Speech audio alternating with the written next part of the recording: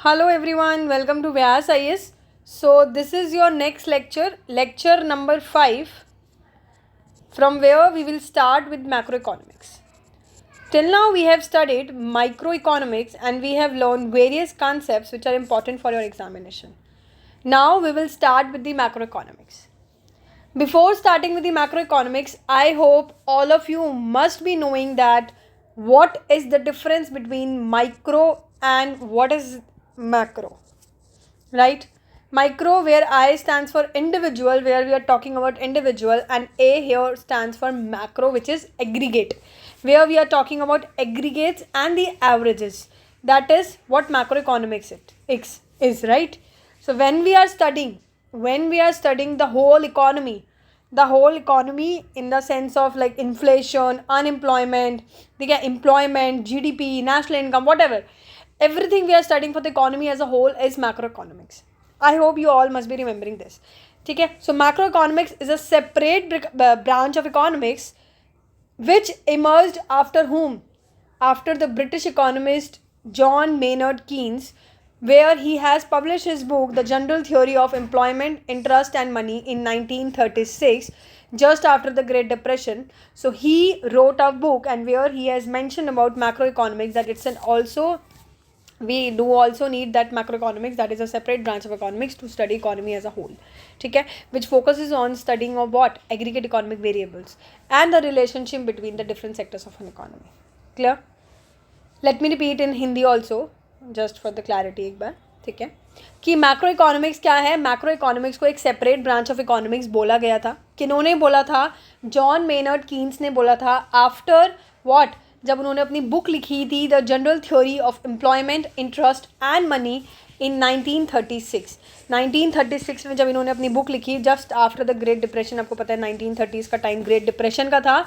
तो great depression के बाद जॉन मेनर्ड कीन्स ने एक बुक लिखी, the general theory of employment, interest and money. And उस बुक में उन्होंने मेंशन किया कि why we need some different branch of economics, that is macro economics, जिससे कि वो किस चीज़ पे फोकस करे, एग्रीगेट इकोनॉमिक वेरिएबल्स पे फोकस करे और उनका रिलेशनशिप अलग अलग सेक्टर्स के साथ इकोनॉमी में कैसे है. तो ये मैक्रो इकोनॉमिक्स यहाँ से आया था. मैक्रो इकोनॉमिक्स बेसिकली एक किस तरीके से देखता है इकोनॉमी को, कि हाउस होल्ड्स भी है इकोनॉमी के अंदर, फर्म्स भी है, गवर्नमेंट सेक्टर्स भी है एंड एक्सटर्नल सेक्टर्स भी है, एंड चारों के चारों एक दूसरे के साथ इंटरेक्ट कर रहे हैं इन सम लाइक ट्रेड करके या कुछ कंज्यूम करके, वॉट एवर, अलग अलग सेंस में. So this is what a macro economics is. I hope this is clear to you, right. इसमें आपको कोई डाउट नहीं होगा कि मैक्रो इकोनॉमिक्स क्या है एंड कैसे है, ठीक है. We will see more of the things in this chapter and काफ़ी सारे टॉपिक्स हम इसमें देखेंगे. हालांकि क्वेश्चन काफ़ी कम आते हैं, बट मैक्रो इकोनॉमिक्स के अंदर सबसे पहला जो कंसेप्ट हमारा आता है, जिसको हम बोलते हैं national income, basically to be very precise. National income is not only important for your EPFO examination, but it is also important for your UPSC CSE examination, for the state PCS examination, and also for the other competitive exams which you are appearing for. So that's why we will try to cover everything in macro, like in this chapter, national income, although the EPFO examination have only asked one question from it, which is also not too tough question. I would say it is just about GDP and GNP, but still we will see the concepts, so that if any one of the question come from that particular topic, you must be knowing that. Clear? So just write down the simple definition, or a simple explanation, that macroeconomics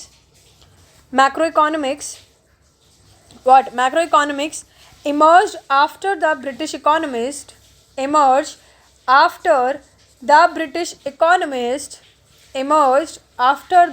economist, which is the name, what is the name of that British economist? It is John Maynard Keynes. ठीक है, John Maynard Keynes. You must have studied a lot about him. Economics में Keynes के बारे में बहुत आता है, right. Classical theory, Keynesian theory, तो ये सब काफ़ी होता है. So he published what, his celebrated book which is that book? The book name is The General Theory of Employment, The General Theory of Employment, Interest and Money. Employment, Interest and Money in 1936. Clear? सो 1936 में he wrote a book which was general theory of employment, interest and money in 1936. Clear. So macroeconomics is basically what? Macroeconomics की अगर मैं बात करूँ तो macroeconomics किस चीज़ पे फोकस कर रहा है? Macroeconomics is focusing on the, किस चीज़ पे फोकस करता है? On the study of aggregate. Just I told you, macroeconomics किस चीज़ पे फोकस करता है? Aggregate economic variables, right, and the interrelationship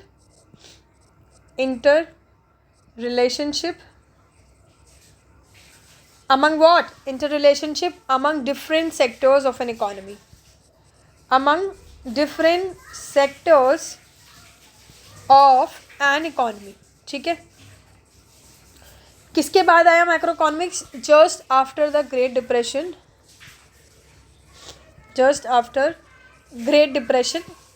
of 1930s. ठीक है. Just after the great depression of 1930s macroeconomics की नीड हुई. And macroeconomics consist of what? Macroeconomics what? View an economy. Macroeconomy view an economy as consisting of what? Consisting of households, firms, government and external sector. And what? External sector, all interacting in a circular flow. What is a circular flow? We will study this also shortly. Meanwhile, we will just see the basic concept in the starting. Okay. Circular flow भी हम लोग पढ़ेंगे, but अभी एक बार हम थोड़ी basic चीज़ें देख लेते हैं कि मैक्रो इकोनॉमिक्स के अंदर कौन कौन आता है. हाउस होल्ड्स भी आते हैं, फर्म्स भी आती हैं, गवर्नमेंट भी आते हैं, and also the external sectors. ठीक है. दैट मीन्स अगर मैं बात करूँ इकोनॉमिक प्लेयर्स की कि कौन कौन से प्लेयर्स इकोनॉमी में है, मतलब कौन कौन से लोग या कौन कौन से प्लेयर्स हो गए, या who are the people in economy. Economic players कौन कौन हो गए, इसका मतलब फर्म्स हो गई. ठीक है. Then we have government, then we have household sector. ठीक है. And of course external sector भी आ जाता है. Fourth is external sector. ठीक है. सो इकोनॉमिक प्लेयर्स में चार आते हैं: firm, government, household sector and external sector. Firstly if I talk about household sector, household sector क्या होता है? देखिए, हाउस होल्ड सेक्टर हो गया कि हम लोग इंडिविजुअल्स, वी द इंडिविजुअल्स या कोई ग्रुप्स जो कंजम्पशन कर रहे हैं. हाउस होल्ड का बेसिकली काम क्या है? एज अ हाउस होल्ड मैं क्या करती हूँ? आई कंज्यूम थिंग्स, मैं कंज्यूम करती हूँ चीज़ें. उसके अलावा मैं क्या करती हूँ? मैं आई सेव द थिंग. ठीक है. मैं अपना पैसा बचाती हूँ, सेविंग आई डू. ठीक है. एंड ऑब्वियसली कंज्यूमर टैक्सेस भी पे करता है गवर्नमेंट को, राइट. कंज्यूमर इम्पोर्ट भी करता है चीज़ें. तो यानी कि हाउस होल्ड सेक्टर के अंदर कौन कौन आते हैं? It consist of the individuals, it consist of a group that make consumption decision, that save money, that pay taxes. Clear? And we are earning income through what? We are earning income through work in the form of wages, salaries or profits. Clear? So this is household sector. Then comes firms. What is firms? Firms is basically who are investing money. ठीक है. Basically it's a private entrepreneur. कोई भी private entrepreneurs हो, कोई भी firms है जो कहीं ना कहीं कैपिटलिस्ट इकोनॉमी के अंदर रोल प्ले कर रही है, दैट इज़ फर्म. ठीक है. क्लियर सी बात है कि फर्म का काम क्या होता है? लेबर हायर करना, राइट, कैपिटल यूज़ करना, लैंड यूज़ करना, जितने भी फैक्टर्स ऑफ प्रोडक्शन उसको यूज़ करना, और बदले में क्या करते हैं? They produce goods and services for the profit motive. And किसके लिए बनाते हैं? हाउस होल्ड सेक्टर के लिए बना रहे हैं. कुछ चीज़ें गवर्नमेंट सेक्टर्स के लिए भी बना रहे हैं, आधी चीज़ें इंडिया से एक्सपोर्ट भी की जाती है, राइट. तो कहीं ना कहीं फर्म्स क्या कर रही है? Labour, goods and services use करके, क्या लेबर एंड लैंड वगैरह यूज़ करके गुड्स एंड सर्विसेज प्रोड्यूस कर रही है. Clear. Thirdly we have government. Government का क्या काम है? गवर्नमेंट बेसिकली लॉज बनाता है. ठीक है. पब्लिक इंफ्रास्ट्रक्चर प्रोवाइड करता है सिटीजन्स को, स्कूल्स चलाते हैं, हेल्थ केयर सेंटर्स चलाते हैं, रोड्स वगैरह का काम करते हैं, इंफ्रास्ट्रक्चर जिसका हमारा टर्म आ जाता है ब्रॉड. पब्लिक सर्विसेज देते हैं. एंड ठीक है, प्रोडक्शन भी हो रही है और टैक्सेशन वगैरह भी चार्ज कर रहे हैं. तो this is what government is, right. आपको पता ही है गवर्नमेंट होता क्या है. ठीक है. And then lastly we have external sector, जैसे कि नाम से समझ आ रहा होगा कि फॉरेन सेक्टर्स की हम बात कर रहे हैं, जहाँ पे एक्सपोर्ट और इम्पोर्ट की बात होगी. एक्सपोर्ट का मतलब कि हम लोग अगर बाहर बेच रहे हैं, इंडियंस अपने गुड्स बाहर बेच रहे हैं, that is export. And if we are taking foreign goods, अगर मैं कुछ फॉरेन का, मुझे कोई मान लो कोई परफ्यूम पसंद है, if I am buying the perfume from the foreign country, XYZ country, for example Dubai, so that mean I have imported that's a imported product. So external sector में कैसे लिंकेजेस होता है, एक्सपोर्ट एंड इम्पोर्ट के through. ठीक है. So these are the economic players broadly, firms, government and household sector. I hope this is clear to you. ठीक है. ये आप लिख सकते हैं कि just make a heading, give me a second for that. Firstly we have firms. ठीक है. फर्म्स कौन है basically? Firms is private entrepreneurs,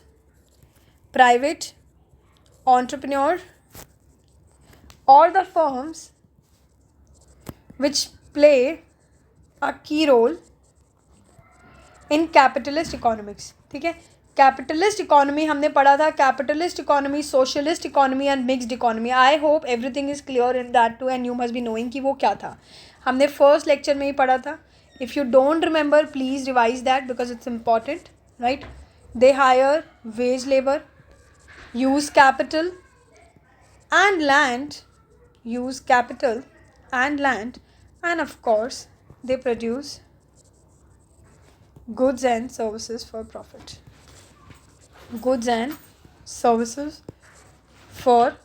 profit. Clear? I hope this is clear. Next come government. ठीक है. Government. If I talk about government, तो government क्या है? The state which enforces law, ठीक है, provides public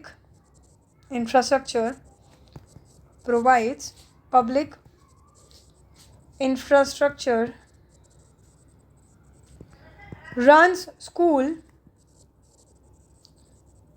and deliver what? Public services. ठीक है. And deliver public services. It may also undertake production and taxation.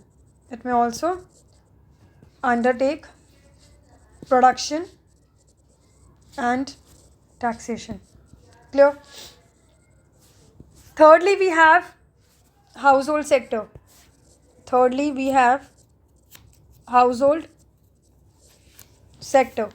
Basically, it consists of individuals.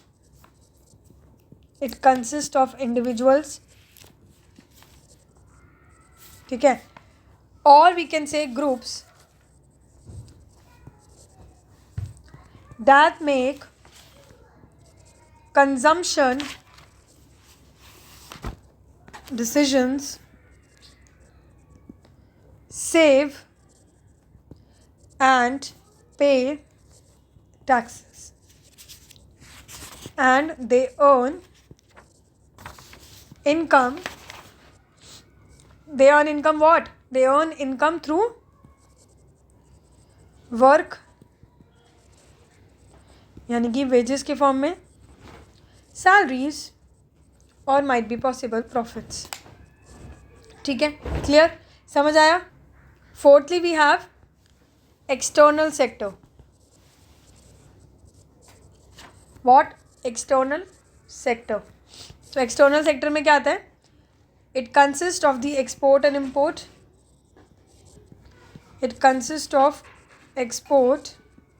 Or import of goods and services,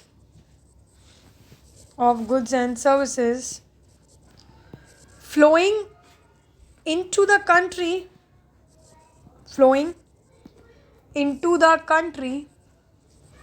or out of the country. I hope इससे आपको ये topic याद होगा जो मैंने open economy और closed economy बताया था, कि ओपन इकोनॉमी होती है जब सारे के सारे सेक्टर्स हो, मतलब फर्म भी है, गवर्नमेंट भी है, हाउस होल्ड भी और एक्सटर्नल सेक्टर भी है. बट क्लोज्ड इकोनॉमी का मतलब हम लोग इम्पोर्ट एक्सपोर्ट नहीं कर रहे, जिसमें सिर्फ फर्म, गवर्नमेंट और हाउस होल्ड सेक्टर की बात होती है. ठीक है. ये आपको याद होना चाहिए. समझ आ गई बात? तो ये था हमारे पास एक टॉपिक जिसमें हमने पढ़े इकोनॉमिक प्लेयर्स. ठीक है. अब कुछ बेसिक कॉन्सेप्ट्स ऑफ इकोनॉमी को शुरू करने से पहले we will see the topic which is circular flow of economic. ठीक है, यहाँ पे हमने सर्कुलर फ्लो पढ़ा था, तो इसके साथ साथ अब हम पढ़ेंगे सर्कुलर फ्लो ऑफ इकोनॉमी क्या होता है. ठीक है, okay. So this was the first topic. Let's just see second topic, that is circular flow of economy. ठीक है, सर्कुलर फ्लो ऑफ इनकम. अब इस कंसेप्ट को हम समझेंगे बहुत ही अच्छे तरीके से with the proper definition. Clear? So first just write the definition of circular flow of income. That circular flow of income refers to cycle of generation of income. Just understand, just see the keywords, okay? जो main keywords है इसके definition में वो समझिएगा. It refers to generation of income in the production process. In the production process, its distribution among the factors of production,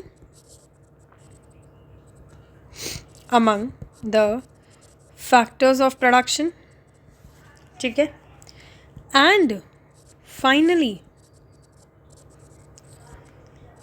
its circulation from households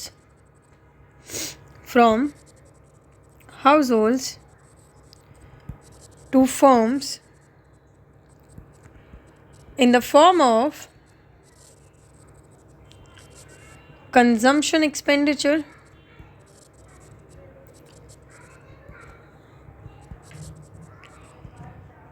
on goods and services produced by them. ठीक है, okay. So let's just understand the one by one the words, the key terms in the definition. So definition here is circular flow of income. Circular flow of income की definition क्या है? It refers to the cycle of generation of income. पहली चीज़ है cycle है, that means कुछ इस तरीके से साइकिल की बात हो रही है, साइकिल बन चल रही है ना, something like this. So it refers to cycle of generation of income, यानी कि इनकम जनरेशन की बात हो रही है प्रोडक्शन प्रोसेस के अंदर. मतलब एक प्रोडक्शन प्रोसेस चल रहा है और उसके अंदर क्या हो रही है, इनकम की जनरेशन की बात हो रही है. ठीक है. It's distribution among the factors of production. Factors of production क्या है, हम लोगों ने पढ़े हैं ना, लैंड, लेबर, कैपिटल, एंटरप्रेन्योर. उन फैक्टर्स ऑफ प्रोडक्शन में उसकी डिस्ट्रीब्यूशन होना, जनरेशन के बाद बोल रहे हैं डिस्ट्रीब्यूशन होना, and finally its circulation from households to firm. Household से फर्म के पास आ रहा है, किस फॉर्म में सर्कुलेट हो रहा है, कंजम्पशन एक्सपेंडिचर के फॉर्म में on goods and services which is produce by them, यानी कि प्रोड्यूस बाय फर्म.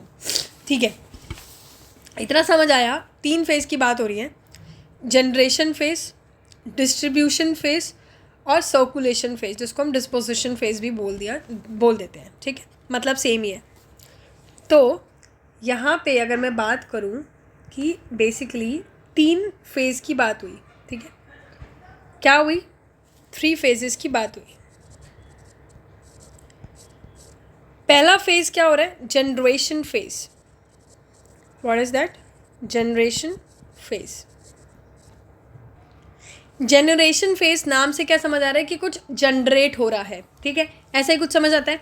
यहाँ पे लिखा है cycle of generation of income. Income की मतलब इनकम जनरेट हो रही है प्रोडक्शन प्रोसेस के अंदर. प्रोडक्शन प्रोसेस का मतलब क्या होता है, जब कोई चीज़ प्रोड्यूस हो रही है. प्रोडक्शन प्रोसेस मतलब प्रोडक्शन होना. उस प्रोडक्शन फेज में क्या बोल रहा है, इनकम का जनरेशन, इनकम जनरेट हो रही है.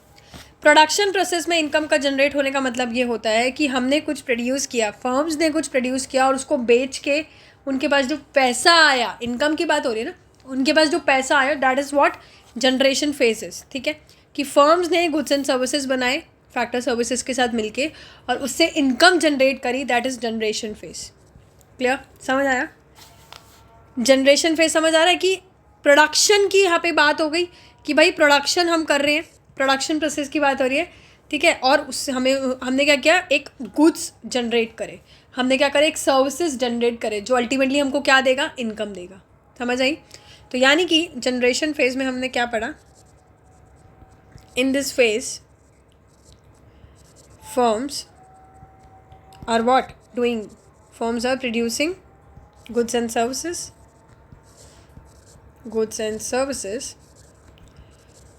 with the help of what? Factor services. ठीक है, फैक्टर सर्विसेज के हेल्प से क्या बना रहे हैं? Goods and services. Production phase हो रहा है ये एक तरीके से. ठीक है, कई बार इसको प्रोडक्शन फेज भी बोल दिया जाता है.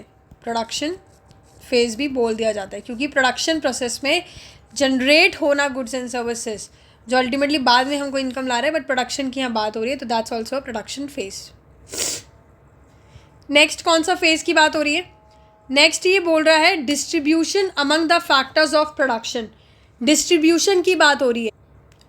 Factors of production, distribution among the factors of production. यानी कि ये क्या बात कर रहा है? जो फैक्टर्स ऑफ प्रोडक्शन है, कौन कौन से हमारे फैक्टर्स ऑफ प्रोडक्शन होते हैं? Land, labour, capital, entrepreneur. उनके बीच में गुड्स का डिस्ट्रीब्यूशन होना. यानी कि पहले फेज में बात करी कि यार गुड्स का प्रोडक्शन होना, गुड्स की प्रोड्यूस होना, गुड्स प्रोड्यूस हुए. सेकेंड फेज में बात करें कि वो गुड्स अब किस में डिस्ट्रीब्यूट हो रहे हैं? फैक्टर्स ऑफ प्रोडक्शन में, लैंड, लेबर, कैपिटल और एंटरप्रेन्योर में. ठीक है, अगर डिस्ट्रीब्यूट हो रहे हैं तो डिस्ट्रीब्यूट होने का मतलब क्या होता है? मैं अगर कह रही हूँ कि मैंने फर्स्ट फेज में गुड्स बनाए, मैंने लेट्स से ये लेक्चर्स बनाए, and now I am distributing these lectures to you all. दैट मीन्स मैं एक सर्विस आपको दे रही हूँ, बदले में what I am getting an income, I am getting some amount. Of course you must have paid for these lectures. So distribution होना factors of production. Factors of production मतलब हम लोग land, labor, capital, entrepreneur, whatever is the factor of production. उसको क्या मिल रहा है? distribution हो रही है. distribution होना goods and services का, तो यानी कि बदले में क्या आ रहा होगा? income मिल रही होगी. तो production करने के बाद क्या हुआ कि distribution हो रहा है, and that is what we can say a income phase. कि यार income generate हो रही है, इसलिए हम इसको income phase बोल देते हैं. ठीक है, समझ आई बात? डिस्ट्रीब्यूशन फेज क्या बताया? डिस्ट्रीब्यूशन फेज में पहला जैसे हमने जनरेशन फेज देखा, डिस्ट्रीब्यूशन फेज में हमने देखा कि it involves the flow of factor income. ठीक है, फैक्टर इनकम क्या होता है? देखो, फैक्टर्स ऑफ प्रोडक्शन क्या होते हैं? Land, labour, capital, entrepreneur. ये सारे हमारे फैक्टर्स ऑफ प्रोडक्शन हैं. इनकी इनकम क्या होगी? लैंड के बदले में हम क्या देते हैं? रेंट देते हैं ना. अगर मैं लैंड ले रही हूँ तो मैं रेंट ही दूंगी. लेबर के लिए क्या देनी पड़ती है? मेरे को वेजेस देनी पड़ती है, लेबर को सैलरीज देनी पड़ती है. कैपिटल पे मुझे इंटरेस्ट देना पड़ता है. और एंटरप्रेन्योर क्या अर्न करता है? प्रॉफिट अर्न करता है. तो ये इन सब की फैक्टर इनकम है. फैक्टर्स ऑफ प्रोडक्शन की फैक्टर इनकम क्या है? Rent, wages, interest and profit. तो यानी कि डिस्ट्रीब्यूशन फेज क्या कह रहा है कि फ्लो होना फैक्टर इनकम का. ठीक है, किससे? फर्म से किसके पास जा रही है? हाउस होल्ड्स के पास जाना. From firms to the households. Factor income जैसे कि rent, wages, interest and profit from firms to household. यानी कि देखो, अब एग्जाम्पल से समझते हैं. फॉर एग्जाम्पल मैं एक लेबर हूँ, मैंने प्रोडक्शन करी, प्रोडक्शन फेज में मैंने प्रोडक्शन करी. ठीक है, उससे क्या हुआ कि इनकम जनरेट हुई, या आप कह सकते हो गुड्स जनरेट हुए. इस तरीके से कि गुड्स बन गए ना, मार्केट में बिकने का काम बचा है. प्रोडक्शन फेज में हमने देखी जनरेशन हुई of what? Goods and services. अगर जिन्होंने बनाया गुड्स, ठीक है, गुड्स जिन्होंने बनाया उनको फैक्टर इनकम मिलेगी. अगर मेरे लेबर ने बनाया, मैंने लेबर हूँ, मैं अगर गुड्स बना रही हूँ तो मुझे बदले में पैसा मिलेगा मेरी फर्म से, मेरी कंपनी वाला मुझे पैसा देगा. क्यों? क्योंकि मैंने प्रोडक्शन किया. I am a labour. ठीक है, लेबर को पैसा मिलेगा, लैंड पे रेंट मिलेगा. हो सकता है मेरा लैंड हो तो मेरे को रेंट मिलेगा, या जो भी फैक्टर इनकम मिली वो सारी फैक्टर इनकम मेरे पास क्या हुई? रिसीव हुई. वो फैक्टर इनकम जो रिसीव हुई, यानी कि मेरे पास कुछ इनकम आया जो मुझे कहाँ से मिला? प्रोडक्शन फेज से मिला. किसने दिया? फर्म्स ने दिया. और किसको दिया? हाउस होल्ड्स को. I am a house hold also ना. अगर मैं लेबर हूँ तो मैं कंज्यूम भी तो करती हूँ चीज़ें, तो मैं हाउस होल्ड्स भी कहलाऊँगी. मैं हो सकता है कि अभी जैसे व्यास है, इसमें I am a owner, right. तो अगर मैं यहाँ पे काम कर, मतलब if I M managing, if I am a entrepreneur here, but मैं साथ में एक कंज्यूमर भी तो हूँ जो गुड्स कंज्यूम कर रहा है. I am a house hold only also. ऐसा थोड़ी है कि मैं सिर्फ प्रॉफिट ही लेती हूँ. This is also the part कि यार मैं अपनी सेल्फ कंजम्पशन के लिए चीज़ें खरीद रही हूँ. So that is also an important thing कि फर्म्स के पास से जो हाउस होल्ड के, फर्म से हाउस होल्ड के पास जो जा रहा है, ठीक है, वो क्या होता है हमारा डिस्ट्रीब्यूशन फेज, जिसको हम क्या बोल देते हैं, इनकम फेज भी बोल देते हैं, इनकम फेज भी बोल देते हैं। Clear? And thirdly we have disposition phase. देखो डिस्पोजिशन मतलब क्या होता है, डिस्पोजिशन फेज का मतलब ये हो गया कि कहीं ना कहीं इनकम जो हो रही है, अब क्या हो रही है, सर्कुलेट हो रही है। सर्कुलेशन होना इनकम का, मैं एक हाउस होल्ड हूँ, मेरे पास पैसे आए क्योंकि मैंने लेबर सर्विस दी, मेरे पास जो पैसा आया उस पैसे को मैं क्या कर रही हूँ, खरीदने के लिए यूज़ कर रही हूँ ना, कुछ सर्विस खरीदने के लिए यूज़ कर रही हूँ, तो मैं उस पैसे को अब डिस्पोज कर रही हूँ, इकोनॉमी के अंदर सर्कुलेट कर रही हूँ in the form of consumption. तो हाउस होल्ड जब पैसा खर्च कर रहा है, ठीक है, that is what is disposition phase. Clear? क्या होता है इस फेज में, in this phase the income received by factors of production, जो भी फैक्टर्स ऑफ प्रोडक्शन को इनकम मिल रही है, जैसे लैंड पे रेंट वगैरह हमने देखा ना, जो भी फैक्टर्स ऑफ प्रोडक्शन को इनकम मिल रही है वो क्या कर रहे हैं, उस पर खर्च, उसको खर्च कर रहे हैं, किस चीज़ पे कर रहे हैं, ऑफकोर्स गुड्स एंड सर्विसेज पे कर रहे हैं, goods and services which is produced by firm. जो कौन किसने बनाया, ऑफकोर्स फर्म ही तो बनाती है, produced by firms. So this is disposition phase, जिसको हम कई बार एक्सपेंडिचर फेज भी बोल देते हैं, क्योंकि यहाँ खर्चे की बात हो रही है। ठीक है, समझ आया? तो समझ आया तीनों फेज के बारे में, production phase, income phase and expenditure phase. यही होता है सर्कुलर फ्लो ऑफ इकोनॉमी, यही होता है सर्कुलर फ्लो ऑफ इनकम। समझ आ रही है बात? अब सर्कुलर फ्लो क्यों है मैं बताती हूँ आपको। Let's just understand one chart. ठीक है, ये है हमारा प्रोडक्शन फेज। ठीक है, यहाँ हम बात कर लेते हैं इनकम फेज की। ठीक है, देन यहाँ हम बात कर लेते हैं एक्सपेंडिचर फेज की। हो क्या रहा है इकोनॉमी के अंदर, इस तरीके की साइकिल चल रही है, that's why it is called circular flow of economy. इस तरीके की साइकिल कैसे चल रही है, देखिए प्रोडक्शन फेज में क्या हो रहा है, प्रोडक्शन फेज में फर्म्स में जो फैक्टर्स ऑफ प्रोडक्शन है, जो factor land, labour, capital, entrepreneur है, वो मिलके क्या कर रहे हैं, गुड्स एंड सर्विसेज प्रोड्यूस कर रहे हैं, जनरेट कर रहे हैं। बेसिकली जनरेशन होने के बाद क्या हो रहा है, क्योंकि उन्होंने गुड्स एंड सर्विसेज बनाए हैं, सारे फैक्टर्स ऑफ प्रोडक्शन ने गुड्स एंड सर्विसेज बनाए हैं, तो उनके बदले में उनको क्या मिलेगी, इनकम मिलेगी in the form of wages, rent, capital का इंटरेस्ट हो गया, एंटरप्रेन्योर का प्रॉफिट हो गया। इस फॉर्म में इनको क्या मिलेगी, इनकम मिलेगी। समझ आ गई बात? इनकम फेज में क्या होगा, इनको इनकम मिलेगी। अब क्योंकि इनके पास इनकम आ गई है फैक्टर्स ऑफ प्रोडक्शन के बाद, और क्योंकि इन फैक्टर्स ऑफ प्रोडक्शन भी हाउस होल्ड होते हैं, तो वो ये पैसा अपने ऊपर खर्च करेंगे, एक्सपेंडिचर फेज में आ जाएंगे, जहाँ पे वो लोग अपनी इनकम को खर्च कर रहे हैं, इकोनॉमी के अंदर सर्कुलेट कर रहे हैं। That is what disposition phase और एक्सपेंडिचर फेजेस। तो इकोनॉमी में यहाँ का पैसा यहाँ जाके यहाँ का पैसा वापस एक्सपेंडिचर कर रहे हैं, वापस वो लोग लेबर काम कर रहे हैं, प्रोडक्शन कर रहे हैं ना, तो वापस ये हो रहा है। तो ये होता है सर्कुलर फ्लो ऑफ इकोनॉमी, जो इकोनॉमी के अंदर एक फ्लो चल रहा है, जो कि डेफिनेशन में भी हमने यही पढ़ा।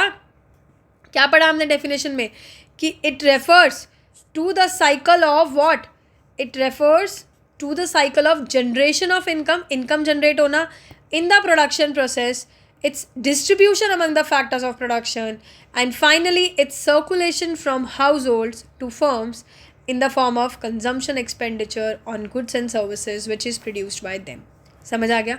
इस तरीके से हम कह सकते हैं कि इनकम जो प्रोडक्शन यूनिट से जनरेट हुई वो वापस प्रोडक्शन यूनिट के पास आई, और कहीं ना कहीं सर्कुलर फ्लो क्या हो गया, कंप्लीट हो गया। वापस यहाँ से जो इनकम जनरेट हुई वो यहाँ आ गई, जो जनरेट हुई यहाँ आई, यहाँ से यहाँ चली गई, और ये साइकिल चलती रहती है। That is what circular flow of economy is. यानी कि सर्कुलर फ्लो ऑफ इनकम जो है वो प्रोडक्शन को भी कनेक्ट कर रहा है और कंजम्पशन को भी कनेक्ट कर रहा है। समझ आ गई? फैक्टर पेमेंट की बात भी हो रही है, फैक्टर्स ऑफ प्रोडक्शन की बात भी हो रही है। सो this is a factor circular flow of income. I hope circular flow of income आपके क्लियर होगा। अब क्योंकि सर्कुलर फ्लो ऑफ इनकम हमने पढ़ा, अब हम पढ़ेंगे सर्कुलर फ्लो ऑफ इकोनॉमी। एक सिंपल इकोनॉमी की मैं बात करूँगी। हमें पता है इकोनॉमी के अंदर कितने सेक्टर्स हैं, 4 सेक्टर्स हैं जो मैंने आपको बताए थे, house hold, firm, government and external sector. But अभी हम देख रहे हैं एक बहुत ही सिंपल इकोनॉमी, बहुत ही सिंपल इकोनॉमी, यानी कि सिर्फ 2 सेक्टर इकोनॉमी। कैसे सर्कुलर फ्लो चलता है मैं आपको समझाने के लिए एक बहुत ही बेसिक 2 सेक्टर्स के साथ स्टार्ट कर रही हूँ, ठीक है। 2 सेक्टर्स हैं तो it means we have households, है ना, and we also have firms. समझ आ गई बात। हाउस होल्ड क्या कर रहा है, अपनी फैक्टर सर्विसेज फर्म को दे रहा है, काम कर रहा है। हम लोग क्या कर रहे हैं, कहीं ना कहीं किसी कंपनी में काम कर रहे हैं, कहीं ना कहीं कुछ काम कर ही रहे होंगे, या तो अपना लैंड दे रहे होंगे या कुछ दे रहे होंगे। तो कहीं ना कहीं हम लोग हाउस होल्ड्स को क्या दे रहे हैं, हाउस होल्ड्स क्या कर रहे हैं, फर्म को क्या दे रहे हैं, अपनी फैक्टर सर्विसेज दे रहे हैं। फैक्टर सर्विसेज यानी कि लैंड हो गया, लेबर के फॉर्म में काम कर रहे हैं, या कैपिटल हो गई, या हो सकता है हम एंटरप्रेन्योर की तरह काम कर रहे हैं, ठीक है। कुछ इस तरीके से फैक्टर सर्विसेज हम लोग दे रहे हैं फर्म्स को। फर्म्स बदले में हमको क्या करके दे रही है, उसको फर्म्स बदले में हमको दे रही है, एक सेकेंड, गुड्स एंड सर्विसेज बना के दे रही है। फर्म बदले में क्या कर रही है, गुड्स एंड सर्विसेज ही तो बना के देगी। अगर मैं फैक्टर सर्विसेज दे रही हूँ, मैं लेबर की तरह काम कर रही हूँ, तो बदले में मैं कुछ बना रही होंगी, गुड्स एंड सर्विसेज बनाई। अब क्योंकि गुड्स एंड सर्विसेज बनाई तो फर्म मुझे पैसा देगी, और पैसा किसको मिल रहा है, हाउस होल्ड को मिल रहा है। तो यानी कि हाउस होल्ड्स के पास क्या आ रहा है, एक फैक्टर पेमेंट आ रही है, ठीक है, फैक्टर पेमेंट आ रही है, ठीक है। कैसे कैसे फॉर्म में, rent, wages, interest and profit. क्योंकि अब मेरे पास पैसा आया तो मैं क्या करूँगी, कंजम्पशन करूँगी। What will I do, I will do consumption expenditure on goods and services, ठीक है। तो यानी कि इकोनॉमी में क्या हो रहा है, एक चीज़ दूसरी चीज़ पे डिपेंड हो रही है, एक चीज़ हो रही है तो उसकी वजह से दूसरी चीज़ हो रही है। किस तरीके से, हाउस होल्ड ने अपनी फैक्टर सर्विसेज दी फर्म्स को, ठीक है, बदले में हाउस होल्ड ने अगर फैक्टर सर्विसेज दी है तो बदले में उसको फैक्टर पेमेंट मिलेगी। फैक्टर पेमेंट मेरे पास आई तो मैं खर्चा करूँगी तो मुझे गुड्स एंड सर्विसेज मिलेगा। इस तरीके से भी देख सकते हैं, और पहले वाले तरीके से भी देख सकते हैं। तो this is what a circular flow of economy is if I talk about एक सिंपल इकोनॉमी। हो सकता है 4 सेक्टर्स वाली इकोनॉमी आ जाए, मतलब क्योंकि रियल लाइफ में तो 4 सेक्टर्स ही है ना, हमारे पास सिर्फ ये थोड़ी है कि हम लोग हाउस होल्ड और फर्म है। गवर्नमेंट भी हमारे यहाँ, तो गवर्नमेंट के साथ साथ कौन है, एक्सटर्नल सेक्टर भी है, इंपोर्ट एक्सपोर्ट भी होता है, इवन फाइनेंशियल मार्केट भी है, ठीक है। तो वो भी चीज़ हो जाती है, उसमें बस क्या ऐड हो जाता, उसमें अब इस तरीके से मान लो कि गवर्नमेंट सेक्टर ऐड हो जाता, तो गवर्नमेंट क्या करता है, गवर्नमेंट हमसे क्या ले रहा है, टैक्सेस ले रहा है, ठीक है। हमको कई बार क्या देता है गवर्नमेंट हमको बदले में कई बार क्या देता है, ट्रांसफ़र पेमेंट देते हैं ना, सब्सिडीज़ वगैरह। और गवर्नमेंट फर्म से क्या ले रहा है, टैक्स ले रहा है, और बदले में गवर्नमेंट क्या ले रहा है फर्म से, गुड्स एंड सर्विसेज। फर्म्स भी तो गुड्स एंड सर्विसेज लेती है। अगर गवर्नमेंट को रोड बनाने हैं, पब्लिक हॉस्पिटल्स बनाने हैं, तो अल्टीमेटली गवर्नमेंट को भी तो गुड्स खरीदने पड़ेंगे, और किससे खरीदेंगे, फर्म से ही तो खरीदेंगे। फर्म ही तो है जो प्रोडक्शन कर रही है, तो गवर्नमेंट भी आ जाता है। फिर फॉरेन सेक्टर्स भी आ जाते हैं कि हम लोग फॉरेन सेक्टर्स के साथ कनेक्टेड है। मतलब मोटा मोटा हमें समझना क्या है कि यार हमें ये पता लगना चाहिए कि होता क्या है सर्कुलर फ्लो ऑफ इकोनॉमी, ठीक है। Clear, I hope now this is clear. क्योंकि ये क्लियर हो जाएगा तो फिर हम इसके बाद नेक्स्ट कॉन्सेप्ट पे जाएंगे। एक बार वीडियो को पॉज करके देखिए, कोई दिक्कत आए तो please connect me on the WhatsApp, you can note down my WhatsApp number. कोई भी डाउट अगर आ रहा हो, नहीं समझ आया हो, तो प्लीज़ टेक्स्ट मी हियर, ठीक है। ये तो हुआ हमारा सर्कुलर फ्लो ऑफ इकोनॉमी, जिसमें हमने circular flow of income and circular flow of economy, ठीक है। इसको ले लेते हैं सी पॉइंट। अब ये हमने पढ़ा, तो इसके साथ एक चीज़ हम देखेंगे, types of circular flow. Circular flow जो हो रहा है ये हमने देखा है, ये जो चार्ट में ये जो हमने देखा है, ये फिर ये और ये, इसी को ही हम टाइप के फॉर्म में बना रहे हैं। क्या होता है वो देखो, डरने की नीड नहीं है कि यार इसमें भी टाइप्स आ गए, मतलब जो चीज़ पढ़ी है उसी को ही बस एक नाम दे रहे हैं। टाइप्स ऑफ सर्कुलर फ्लो, ठीक है। देखिए 2 तरीके के होते हैं, एक होता है रियल फ्लो, एक हमारे पास होता है मनी फ्लो। नाम से शायद मनी फ्लो आपको समझ आ गया होगा कि मनी की बात हो रही है, पैसा फ्लो हो रहा हो सकता है रियल में आपको ना समझ आए। देखो रियल फ्लो क्या होता है कि जब फैक्टर्स ऑफ सर्विसेज जो फैक्टर्स ऑफ सर्विसेज है हमारी, लैंड, लेबर, कैपिटल, एंटरप्रेन्योर वगैरह, हाउस होल्ड फर्म को दे रहा है और बदले में फर्म क्या दे रही है, हाउस होल्ड को गुड्स एंड सर्विसेज दे रही है. मतलब कि ये जो था, हाउस होल्ड बदले में अपनी क्या दे रहा है, फैक्टर सर्विसेज दे रहा है फर्म को, और फर्म बदले में क्या दे रही है, गुड्स एंड सर्विसेज. यानी कि यहाँ पे मनी की बात नहीं हो रही, यहाँ पे क्या हो रही है, एक रियल गुड्स की बात हो रही है. मतलब गुड्स की बात हो गई या किसी फिजिकल फ्लो की बात हो गई. फैक्टर्स दिए, मतलब में गुड्स मिले, तो एक फिजिकल चीज़ की बात हो रही है, फिजिकल सर्विस. वहीं अगर मैं मनी फ्लो की बात करूँ, जब मैं पैसा लगा रही हूँ, कंज्यूम कर रही हूँ, एक्सपेंडिचर कर रही हूँ, मेरे को पैसा देना पड़ेगा, और बदले में जब फैक्टर पेमेंट मुझे मिल रहा है, वो पैसे के फॉर्म में मिल रहा है, तो दिस इज़ मनी फ्लो. यानी कि रियल फ्लो होता है factor services and goods and services. Factor payment और कंजम्पशन एक्सपेंडिचर मनी फ्लो है. बस यही है रियल फ्लो, मनी फ्लो. ठीक है, वही चीज़ थी, मैंने कहा था डरने की बात भी नहीं है. इसी को बोलते हैं रियल फ्लो, मनी फ्लो. ठीक है, इसको लिख लो. It is called physical flow. Physical flow. ठीक है, क्या बात हो रही है, only exchange of goods and services without money. ठीक है, मनी की बात नहीं कर रहे. बट यहाँ पे क्या है, इसको क्या बोलेंगे हम, मनी फ्लो को तो नाम से समझ आ रहा है कि मनी की बात हो रही है, तो हम इसको नॉमिनल फ्लो बोलेंगे. ठीक है, और यहाँ पे बात ही यही हो रही है मनी की, एक्सचेंज ऑफ मनी. ठीक है, समझ आ गई बात. तो ये था हमारा टाइप्स ऑफ सर्कुलर फ्लो. डरने की नीड ही नहीं थी इसमें कि यार ओ शिट से 2 कंसेप्ट नए आ गए. ये वही कंसेप्ट है जो हम अभी तक पढ़े हैं. ठीक है, समझ आ गई बात. After types of circular flow we have now 2 more concept, which is injection and leakages. अब आपको इसमें भी लग रहा होगा यार ये इंजेक्शन और लीकेजेस क्या होते हैं, तो कभी पढ़ा ही नहीं है, I have never heard of this. देखो, नाम से आपको जो समझ आ रहा है ना, फर्स्ट लेट्स से लीकेजेस क्या है. लीकेज से हमें क्या समझ आता है, that something is leaking out. कुछ लीक हो रहा है ना, कुछ बाहर आ रहा है, लीक हो रहा है. जैसे मैं बोलती हूँ नल का जो पाइपलाइन है, let's say I am saying that pipeline is leakage, pipeline is having leakage, तो यानी कि पाइप में से वो गैस बाहर निकल रही होगी क्योंकि लीक हो गई है. इंजेक्शन का मतलब क्या होता है, इंजेक्ट करना, कुछ अंदर डालना. जैसे इंजेक्शन हमें लगता है तो इंजेक्ट हो रहा है ना हमारी बॉडी के अंदर, तो वही होता है इंजेक्शन. यही होता है ना लिटरल मीनिंग इंजेक्शन और लीकेज इसका, तो यही होता है इंजेक्शन और लीकेज एक्चुअल इकोनॉमिक्स में भी. यहाँ पे हम बात कर रहे हैं सर्कुलर फ्लो की, सर्कुलर फ्लो की, कि इकोनॉमी के अंदर जब पैसा इंजेक्ट हो रहा है, जब पैसा आ रहा है, ठीक है, मैं अगर कंज्यूम कर रही हूँ और फिर ये मुझे फैक्टर पेमेंट दे रहा है, तो इकोनॉमी के अंदर पैसा है, तो सर्कुलर फ्लो होना, दैट इज़ इंजेक्शन. बट अगर मैं कह रही हूँ यहाँ का पैसा बाहर चला गया, फॉरेन सेक्टर में चला गया, ठीक है, या इकोनॉमी के अंदर नहीं आया, जैसे मान लो मैंने सेविंग कर दी, सेव कर दूंगी तो वो पैसा तो मैं कंजम्पशन एक्सपेंडिचर में खर्च ही नहीं कर पाऊंगी, और वो पैसा कंजम्पशन एक्सपेंडिचर में खर्च नहीं कर पाएंगे तो फैक्टर पेमेंट वाला कैसे देगा, है ना. कुछ पैसा मैंने अगर सेव कर लिया, तो सर्कुलर फ्लो ऑफ इकोनॉमी की जो साइकिल है वो तो ये चलती है ना, खर्च कर लो फैक्टर पेमेंट मिल गई, खर्च कर लो फैक्टर पेमेंट मिल गई. बट रियल लाइफ में हम लोग सेविंग भी तो करते हैं. सेविंग कर लेंगे तो कुछ पैसा कम हो जाएगा. अगर यहाँ पे मेरे को मान लेते हैं 10,000 रुपये मिलते हैं मुझे फैक्टर पेमेंट, कंज्यूम मैंने 6,000 रुपये किए, बाकी की 4,000 रुपये मैंने सेव कर लिए, तो अगली साइकिल में 4,000 रुपये तो बचे ही नहीं ना, सिर्फ 6,000 का फ्लो होगा.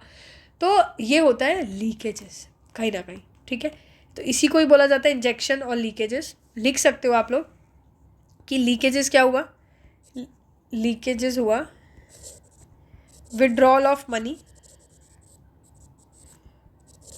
From circular flow, withdrawal of money from circular flow. ठीक है, एग्जाम्पल क्या हुआ, पैसे लीक हो रहे हैं तो इन्वेस्टमेंट, सॉरी सेविंग्स. ठीक है, सेविंग्स जैसे मैंने अभी आपको बताया, सेविंग हो गई, टैक्सेस हो गई, इकोनॉमी से पैसा ले रहे हैं. अगर हम बाहर से गुड्स खरीद रहे हैं तो हमारा आधा पैसा तो बाहर जा रहा है, इम्पोर्ट्स हो गए.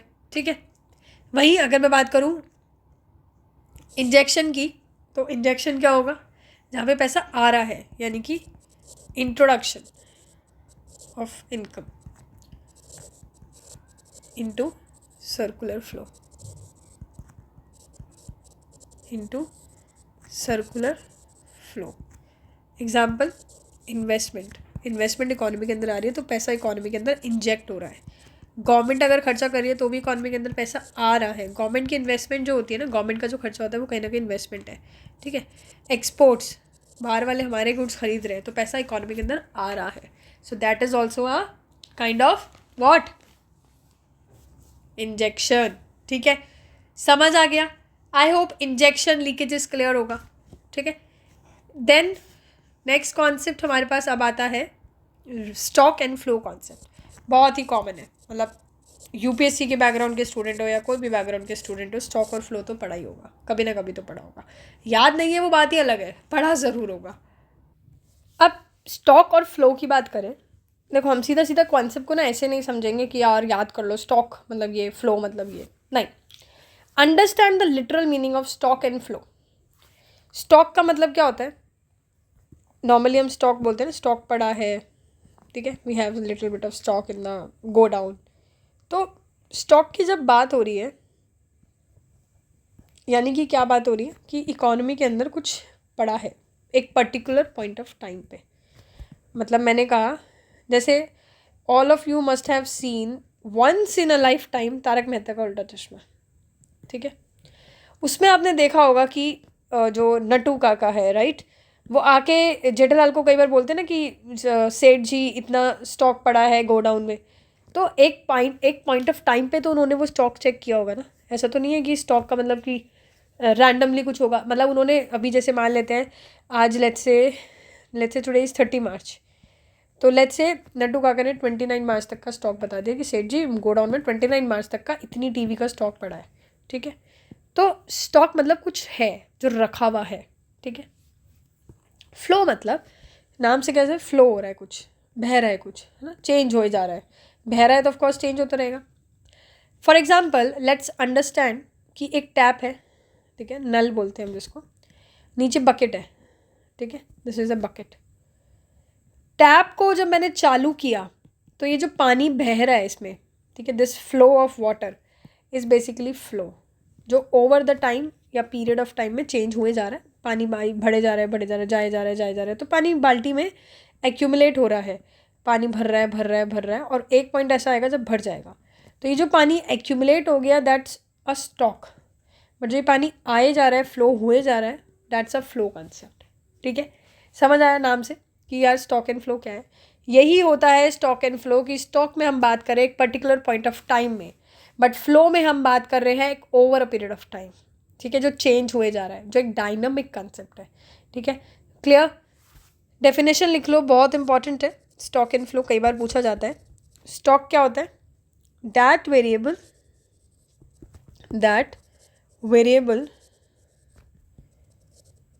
which is measured at a particular point in time, at a particular point in time। ठीक है, एक पर्टिकुलर पॉइंट ऑफ टाइम पे जब हम मेजर कर रहे हैं, फॉर एग्जांपल मैंने बताया आपको, जैसे कि लिख लो आप, stock of goods in the go down. ठीक है, गो डाउन के अंदर मैंने कहा जो स्टॉक पड़ा है as on let's say 30th March 2025 is basically a stock concept. ठीक है, क्लियर? समझ आया? एग्जाम्पल में लिख लीजिए। अगर मैं इकोनॉमिक्स एग्जाम्पल बोलूँ, ये तो एक वैसा एग्जाम्पल दिया मैंने। फॉर एग्जाम्पल इकोनॉमी के अंदर नेशनल वेल्थ कितनी है, ये एक स्टॉक कंसेप्ट है। वेल्थ को देखा जाता है एक पर्टिकुलर पॉइंट ऑफ टाइम पे। नेशन की कैपिटल कितनी है, नेशनल कैपिटल। इकोनॉमी के अंदर कितना मनी सप्लाई है, that is also a stock concept. ठीक है, क्वांटिटी ऑफ व्हीट कितना स्टोर्ड है, total number of BMW cars in Delhi, it's also a stock concept. Population of India on 31st March 2025, it is also stock concept. जो हम एक particular point of time पे major कर रहे हैं, हम एक पर्टिकुलर चीज़ पे मेजर कर रहे हैं कि number of BMW cars Delhi में कितनी है, तो एक स्टॉक की बात हो रही है, तो that's a stock concept. Nation की वेल्थ कितनी है, नेशन में कैपिटल कितनी है, it's a stock concept. Nation के अंदर मनी सप्लाई कितनी है, इज़ अ स्टॉक कॉन्सेप्ट। ठीक है, वेयर एज फ्लो कॉन्सेप्ट क्या होता है? फ्लो कॉन्सेप्ट होता है वेरिएबल, ठीक है, variable which is measured over a period of time. Over a period of time जब हम मेजर कर रहे हैं, ठीक है, जैसे कि गुड्स की प्रोडक्शन कितनी हुई है during the let's say month January 2025, तो पूरे पीरियड की बात हो रही है ना कि गुड्स की प्रोडक्शन कितनी हो रही है 2025 के जनवरी में, तो that's a what, it's a flow concept. For example if I am saying कि बर्थ रेट कितनी है 2025 में, बर्थ रेट की बात हो रही है, it is not measured at a particular point of time, हम बर्थ रेट की बात कर रहे हैं 2025 में, तो that's a flow concept. Economy की नेशनल इनकम क्या है, हमारे देश की नेशनल इनकम क्या है 2025 में, 2024 में, it is a flow variable, it's a flow concept. ठीक है, मतलब पीरियड ऑफ टाइम की बात कर रहे हैं, या एक दिन की बात कर रहे हो, एक हफ्ते की बात कर रहे हो, एक साल की बात कर रहे हो, जो टाइम को लेके बेसिकली बात हो रही है ना, टाइम डायमेंशंस, कि 2015 में जनवरी में कितना बर्थ हुआ, ठीक है, प्रोडक्शन हुई, ये सारी चीज़ें हमारा फ्लो कॉन्सेप्ट होता है. ठीक है, you can simply write down the example. Let's say Maruti car का हमने उसमें देखा था ना कि कितनी, BMW कार्स का देखा था ना हमने कि कितनी BMW कार्स है दिल्ली के अंदर 2000. लेट्स से नॉर्मली अगर हम इसमें भी लिखें कि BMW, या ऐसे लिख लो आप, total number of cars, total number of BMW cars in Delhi. ठीक है, ये एक स्टॉक कंसेप्ट है. ठीक है, प्रिसाइज. बट अगर हम यहाँ लिख रहे हैं कि BMW कार्स मैन्युफैक्चर्ड ड्यूरिंग, एक पीरियड की हम बात कर रहे हैं ना, जनवरी 2025, एक पीरियड की बात हुई, तो it's a flow concept. Example, national income. ठीक है, देश की जो इनकम है, it's a flow concept. I hope this is also clear कि स्टॉक कॉन्सेप्ट क्या है, फ्लो कॉन्सेप्ट क्या है. ठीक है, ये बहुत इंपॉर्टेंट था, इसलिए मैंने आपको अभी बताया है. तो मेक श्योर कि आपको स्टॉक और फ्लो के बारे में पता हो, क्योंकि बहुत सारे बच्चे ऐसे हैं आज भी जिनको स्टॉक और फ्लो कॉन्सेप्ट में थोड़ी सी दिक्कत होती है, कंफ्यूजन होती है. क्लियर? ठीक है, अब इसके बाद हमारे पास जो टॉपिक रहेगा वो रहेगा नेशनल इनकम को डिटेल में पढ़ना. नेशनल इनकम की थोड़ी हिस्ट्री, नेशनल इनकम के अंदर GDP GNP वाले कॉन्सेप्ट जिससे बच्चों को डर लगता है. ठीक है, एंड इसके अलावा कुछ बेसिक टर्म्स मैक्रो इकोनॉमिक्स की, final good, consumption good, intermediate goods. ठीक है, डोमेस्टिक टेरिटरी क्या है, सिटीजनशिप क्या है, रेजिडेंटशिप क्या है. ठीक है, उसके बाद हम कुछ methods of measures of national income देखेंगे. मेथड्स भी बोल सकते हैं आप इसको, कौन कौन से मेथड से हम नेशनल इनकम मेजर कर सकते हैं, ये सारी चीज़ें हम देखेंगे. It will be a very like a long lecture, 1-1.5 घंटे का लेक्चर रहेगा. आराम से प्रॉपर समझेंगे, पूरा नेशनल इनकम एक लेक्चर में कंप्लीट करेंगे, बट क्लैरिटी के साथ. और जो PYQ आया हुआ है इससे, हालांकि 1 से 2 PYQ ही है बस, बट वो 1 से 2 PYQ हम सॉल्व करेंगे. ठीक है, I will give you some practice question also इसी टॉपिक से, सो दैट आपका ये टॉपिक स्ट्रांग हो जाए and you are not scared of national income, चाहे वो आपके UPSC EPFO के एग्जामिनेशन में आए, या फिर CSE में आए, या कोई बैंकिंग के या स्टेट PCS के एग्जाम में, आपको डर ना लगे. ठीक है, clear? So this was it. Let's meet in the next lecture. I hope everything is cleared. अगर आपको कोई भी डाउट अगर है उसके बाद भी, feel free to contact me on this WhatsApp number. Okay, so thank you so much from the team of Vyas IAS.